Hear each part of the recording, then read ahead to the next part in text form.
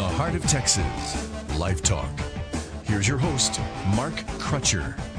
Welcome to LifeTalk for July 2007. I'm Mark Crutcher, here again with Cherie Johnson, Troy Newman, and Johnny Hunter.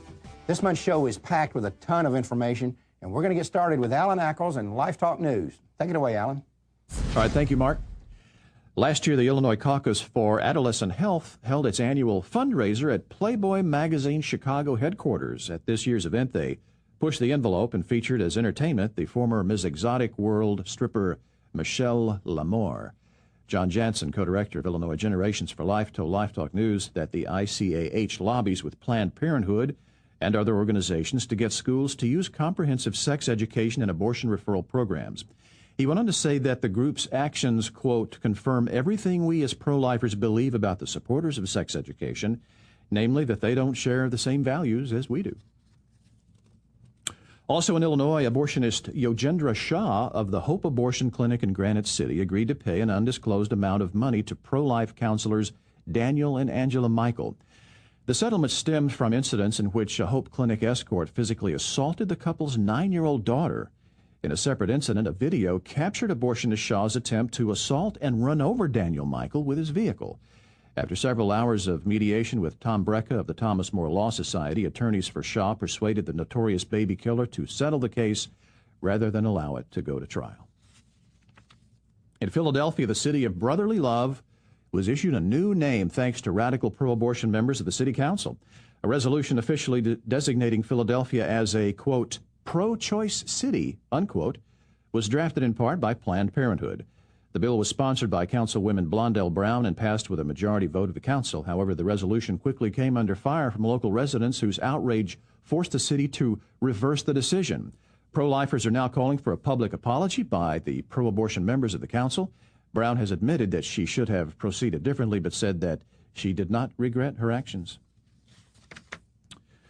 Well, in Washington, D.C., a radical pro-abortion political action committee is losing financial support, apparently due to repeated losses in their efforts to elect pro-abortion candidates. Emily's List touts itself as the nation's largest grassroots political network that backs only pro-choice women to federal, state, and local offices. In 2006, the group raised only $285,000, or about half of the funds raised the previous year. Political analysts say that the drop in donations could signal an awareness that the group's involvement in a campaign does not generate success. Also in Washington, new legislation introduced by rabid pro-abortion Democrats Carolyn Maloney and Frank Lautenberg would force pharmacists to distribute all contraceptive and abortion drugs. The Access to Birth Control Act, also known as the ABC Act, could impose a $500,000 fine on any pharmacist who refuses to dispense abortion-causing drugs like Plan B or emergency contraceptives. The bill states that, quote, access to legal contraception is a protected fundamental right in the United States and should not be impeded by an individual's personal beliefs, unquote. Well, in England, a baby can now be aborted for not being pretty enough. The Bridge Centre Family Clinic in London has received a government license to screen embryos based on cosmetic defects. The center's director, Gedis Gruzinskas, told the London Telegraph that, quote, we will increasingly see the use of embryo screening for severe cosmetic conditions, unquote. Gruzinskas went on to say that he was willing to screen for any genetic factor that would cause a family distress, including hair color, because hair color can cause bullying, which can lead to suicide. Dr. David King, the director of Human Genetics Alert, told the Telegraph that, quote, philosophers love to deride the idea of a slippery slope, but here it is in practice. We moved from preventing children who will die young to those who might become ill in middle age. We now discard those who will live as long as the rest of us, but are cosmetically imperfect, unquote. Well, the Manchester, New Hampshire school board has ordered an investigation into an after-school program run by the YMCA in which some middle school students were taken to visit a Planned Parenthood abortion mill. Outraged parents called Mayor Frank Ginta's office to complain about the trip. Ginta said that the trip was inappropriate and assured parents it would not happen again. The person responsible for the trip, YMCA Outreach Director Joyce Palmer, has resigned over the incident. At the time of the trip, Planned Parenthood was being picketed by a group of pro-lifers. Betty Broider of New Hampshire, of the New Hampshire Right to Life, said that the students were told by chaperones to not talk or accept any literature from the pro-life group. New Hampshire Right to Life has asked the board for equal time with the students. Well, in what could eventually become a substitute for embryonic stem cells, scientists have succeeded in reprogramming ordinary cells from the tips of mouse tails and rewinding their developmental clocks so that they are virtually indistinguishable from embryonic cells. Wesley Smith, a consultant for the Center for Bioethics and the Culture, told LifeTalk News that the possibilities are exciting and that this technology may be able to produce the results that scientists had hoped for from embryonic stem cell research without the ethical dilemmas. But he cautioned, quote, "We have to be very careful. This is early research and there is much to be done. We do not want to hype the potential for research as do so many supporters of embryonic stem cell research," unquote. In a similar development, researchers at the University of Texas Medical Branch at Galveston say they have made a discovery that has the potential to produce insulin from adult stem cells to help people with diabetes. An article in the June 2007 issue of the medical journal Cell Proliferation said that this is the first demonstration that stem cells derived from umbilical cord blood can be engineered. The authors of the article said that by working with adult stem cells rather than embryonic stem cells, doctors might one day be able to extract cells from an individual's blood, grow them in the laboratory, and tweak them so that they will recreate or create a needed organ. And finally, in Rome, Vatican Cardinal Renato Martino is calling on Catholics worldwide to boycott Amnesty International because of their support of abortion. The group claims that their recently publicized pro-abortion policy is part of their global Stop Violence Against Women campaign. However, calling abortion murder, Cardinal Martino said that Amnesty International has betrayed its mission and that the Catholic Church has suspended all donations to this group. And I'm Alan Ackles for LifeTalk News. For daily updates, you can log on to prolifeamerica.com. There you go, Mark. Back to you. Thanks, Alan. Good morning, lady and gentlemen. How are y'all? Good, thanks. Listen, we've got a ton of stuff, so we don't have time to fool around too much and get right to it. One of the things we talked about several months ago, we predicted several months ago right here on the show, has started coming true. And that is that what I call the godless left is going to go out here and use things. We talked about the situation where Barack Obama was invited to speak at Rick Warren's church. And not only just invited to speak there, he was the keynote speaker at this event that they had there. And that this gives cover to what I call the godless left. Right. Now we're seeing, here's an article in the Dallas Morning News called The Religious Left. This was just a couple of weeks ago, Saturday, June 9th. And all these people on what I call the godless left are getting all these consultants that work for them. They're teaching them how to get to lure in Christians to vote for these people who are pro-abortion, pro-homosexual rights, and all the other degenerate things they do. Right. We've got situations where the Sojourners, a supposedly Christian group, has Clinton, Obama, and Edwards as featured speakers at their presidential forum. You have a situation where in the United Nations, there's an organization called ECI, Evangelical Climate Initiative, talking about global warming and all this stuff. Which Rick Warren signed. Rick Warren signed that, as did Christianity Today's editor, David Neff, and former Vice President of Government Affairs for the National Association of Evangelicals, right, Robert Dugan. Right. This effort is funded by William and Flora Hewlett Foundation, which is one of the most rabidly pro-abortion funders in the world. The list goes on and on. Well, here's the deal. We know from the 2000 and the 2004 presidential elections that the left cannot win without peeling off 7 to 10% of the Christian vote. Right. They need the moral vote in order to win, and they're aiming at 2008 right now. Right.